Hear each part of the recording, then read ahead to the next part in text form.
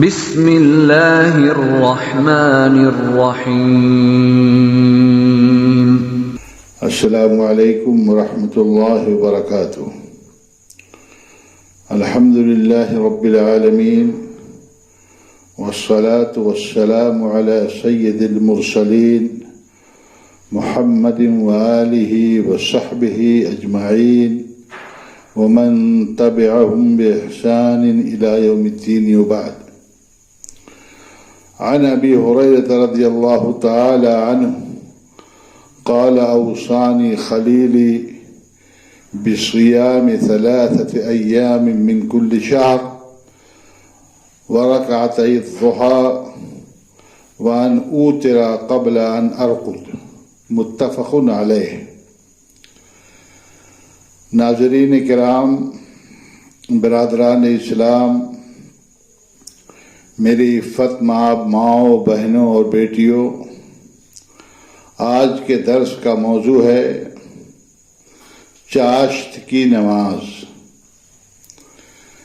میرے بھائیوں، میرے بزرگوں، میری ماؤں اور بہنوں، نماز اشراق، نماز چاشت اور صلاۃ الاوابین ایک ہی نماز کے مختلف نام ہیں۔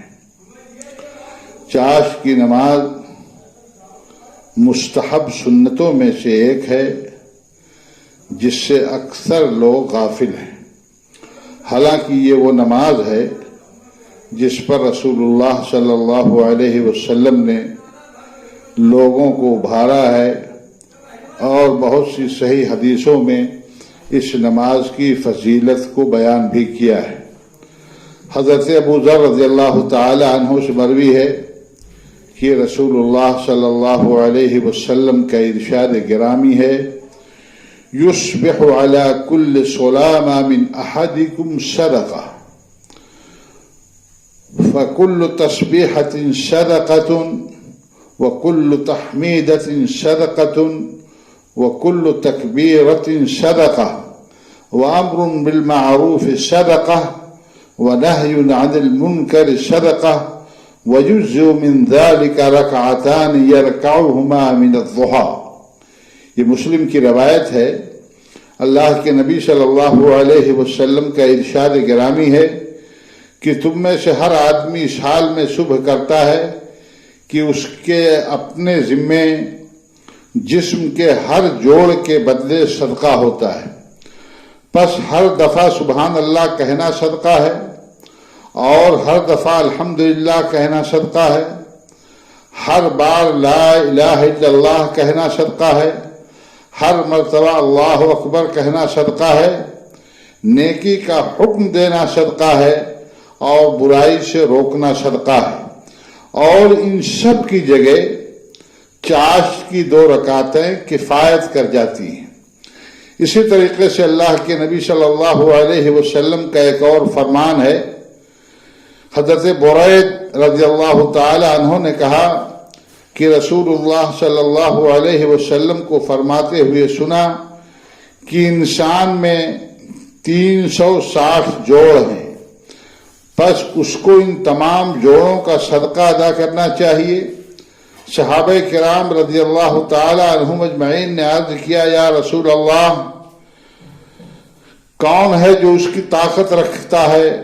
آپ صلی اللہ علیہ وسلم نے فرمایا: مسجد میں رینٹ یعنی ناک یا حلق کی علائش کو دفن کر دو، نمبر 1۔ نمبر 2، راستے میں تکلیف دہ چیز کو ہٹا دو، اور اگر یہ نہ ہو سکے تو چاشت کی 2 رکعتیں ہی تمہیں ان تمام صدقوں کی طرف سے کفایت کر جائیں گی۔ یہ مسند احمد اور ابو داؤد کی روایت ہے۔ علامہ البانی رحمہ اللہ نے اس کو صحیح قرار دیا ہے۔ امام شوکانی رحمہ اللہ نے فرمایا کہ مذکورہ دونوں حدیثیں نماز چاشت کی عظیم فضیلت پر، اس کی بلند بالا قدر و منزلت پر اور اس کی مشروعیت پر دلالت کرتی ہیں۔ چاشت کی 2 رکعتیں 360 جوڑوں کی طرف سے کافی ہوں گی، لہذا جس نماز کی یہ قدر و منزلت ہو اس کی پابندی پر ہمیشگی برتنی چاہیے۔ حضرت ابو ہریرہ رضی اللہ تعالی عنہ نے فرمایا کہ اوصانی خلیلی رسول اللہ صلی اللہ علیہ وسلم بثلاث صیام ثلاثة ایام من کل شہر ورکعتي الضحى وان اوتر قبل ان انام۔ صحابی جلیل حضرت ابو ہریرہ رضی اللہ تعالی عنہ نے فرمایا کہ مجھے میرے دوست رسول اللہ صلی اللہ علیہ وسلم نے مہینے میں ایام بیس کے 3 روزے رکھنے کی وصیت فرمائی، چاشت کی 2 رکعتیں پڑھنے اور سونے سے پہلے وتر ادا کرنے کی وصیت فرمائی۔ یہ صحیحین کی روایت ہے۔ ایک دوسری روایت حضرت ابو ہریرہ رضی اللہ تعالی عنہ ہی سے مروی ہے کہ اللہ کے رسول صلی اللہ علیہ وسلم نے ایک لشکر بھیجا جو بہت سارے غنیمت کے مال کے ساتھ بہت جلد واپس آ گیا۔ تو ایک شخص نے کہا، اللہ کے رسول صلی اللہ علیہ وسلم، ہم نے اس لشکر کے علاوہ کسی اور لشکر کو اتنی جلدی اتنا ڈھیر سارا مال غنیمت کے ساتھ لوٹتے ہوئے نہیں دیکھا۔ تو آپ صلی اللہ علیہ وسلم نے فرمایا، کیا میں تمہیں ان سے زیادہ جلدی لوٹنے والا اور وافر مقدار میں مال غنیمت حاصل کرنے والے کے بارے میں نہ بتاؤں؟ آپ صلی اللہ علیہ وسلم نے فرمایا، جس نے اچھی طرح وضو کیا، پھر مسجد کا رخ کیا، فجر کی نماز پڑھی اور اس کے بعد چاشت کی نماز ادا کی، ایسا شخص ڈھیر سارے مال غنیمت کے ساتھ جلد واپس آیا۔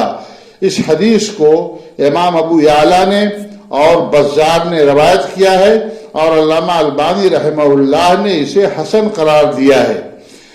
اسی طریقے سے نماز چاشت ہی اوابین کی نماز ہے۔ حضرت ابو ہریرہ رضی اللہ تعالی عنہ روایت کرتے ہیں، انہوں نے کہا کہ رسول اللہ صلی اللہ علیہ وسلم نے فرمایا، چاشت کی نماز پابندی کے ساتھ یا چاشت کے نماز کی پابندی اوابین ہی کر سکتے ہیں، یعنی اللہ سے بہت رجوع کرنے والے لوگ ہی کر سکتے ہیں۔ اس حدیث کو طبرانی اور ابن خزیمہ نے روایت کیا ہے اور علامہ البانی رحمہ اللہ نے اس کو حسن قرار دیا ہے۔ یہ صلاۃ الاوابین بھی اس کو کہا گیا ہے۔ اواب کے معنی ہوتے ہیں وہ آدمی جو بکثرت اللہ کی طرف توبہ و استغفار کے ساتھ رجوع کرے۔ حضرت انس بن مالک رضی اللہ تعالی عنہ سے مروی ہے کہ اللہ کے رسول صلی اللہ علیہ وسلم نے فرمایا، من صلی الغداۃ فی جماعۃ ثم قعد يذكر الله حتى تطلع الشمس ثم صلى ركعتين كانت له كحج عجرة وعمرة تامة۔ یہ مسلم کی روایت ہے۔ اللہ کے رسول صلی اللہ علیہ وسلم نے فرمایا، جس نے باجماعت فجر کی نماز ادا کی، پھر طلوع آفتاب تک مسجد ہی میں بیٹھ کر کے ذکر و اذکار میں مشغول رہا، پھر چاشت کی 2 رکعتیں ادا کی، تو اسے ایک مکمل حج اور ایک مکمل عمرے کا اجر و ثواب ملے گا۔ اللہ کے نبی صلی اللہ علیہ وسلم نے اپنی بات یعنی تامتن مکمل حج و عمرہ، مکمل حج و عمرہ، مکمل حج و عمرہ، تاکید کے طور پر 3 مرتبہ آپ نے اس کا ذکر فرمایا۔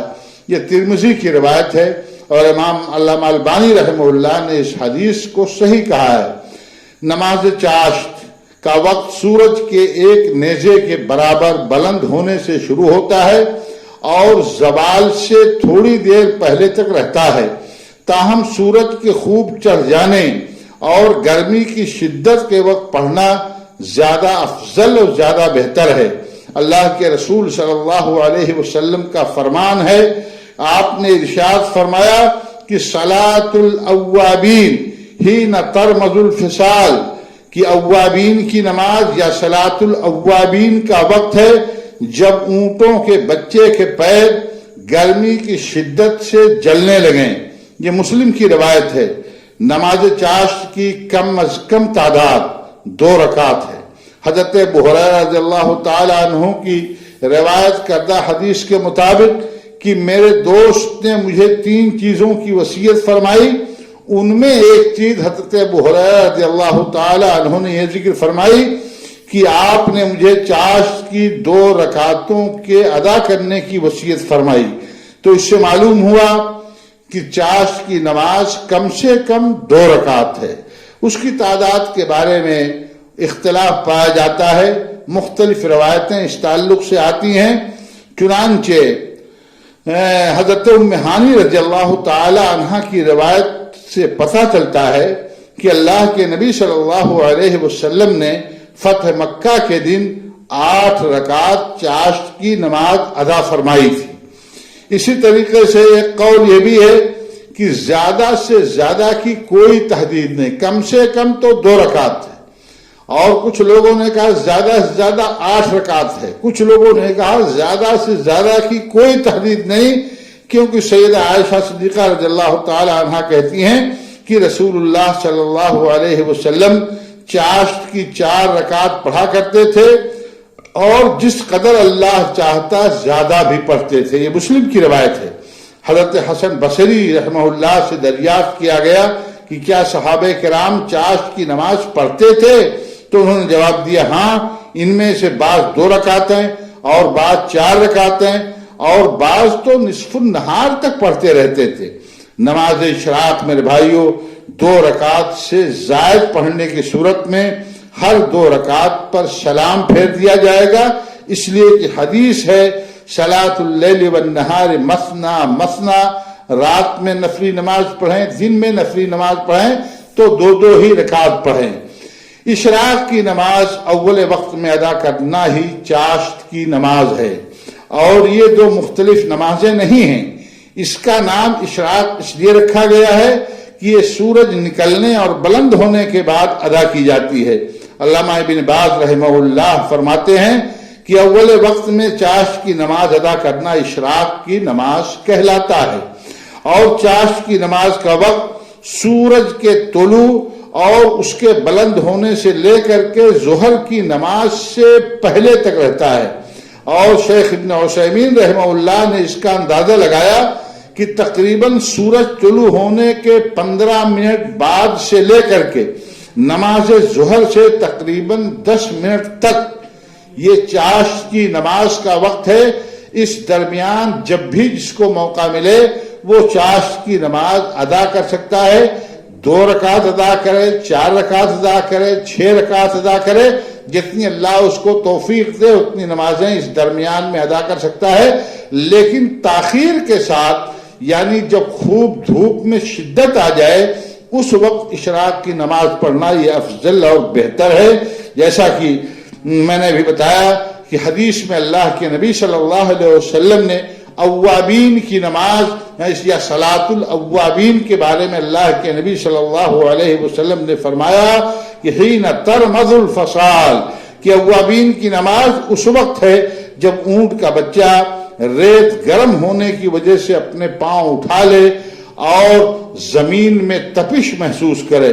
تو اللہ رب العالمین سے گزارش ہے، اللہ رب العالمین سے دعا ہے کہ ہم تمام مسلمانوں کو اس مستحب سنت پر عمل کرنے کی توفیق بخشے اور اس کے اجر و ثواب سے ہمیں سرفراز فرمائے، آمین۔ وآخر دعوانا ان الحمد للہ رب العالمین، والسلام علیکم ورحمۃ اللہ وبرکاتہ۔